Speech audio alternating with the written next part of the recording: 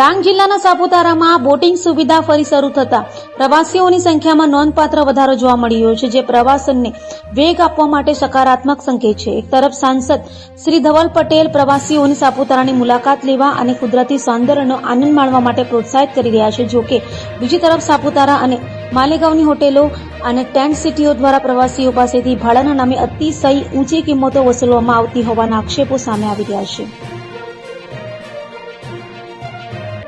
અખબારોમાં અંગેના અહેવાલો પ્રકાશિત થયા હોવા છતાં સંબંધિત અધિકારીઓ દ્વારા કોઈ નક્કર કાર્યવાહી કરવામાં આવી નથી, જેના કારણે તેમની ભૂમિકા પર ગંભીર સવાલો ઉભા થયા છે.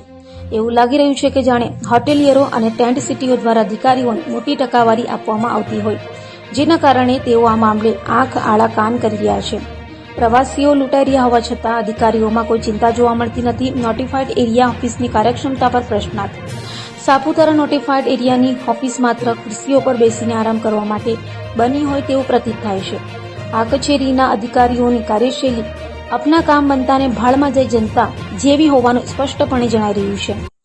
પ્રવાસીઓના હિતોનું રક્ષણ કરવાની જવાબદારી ધરાવતી આ ઓફિસની નિષ્ક્રિયતા પ્રવાસીઓમાં ભારે રોષ જગાવી રહી છે. તો જોવાનું એ છે કે અધિકારીઓની હજુ પણ જાગશે કે પછી ઘોર નિંદ્રામાં જ રહેશે.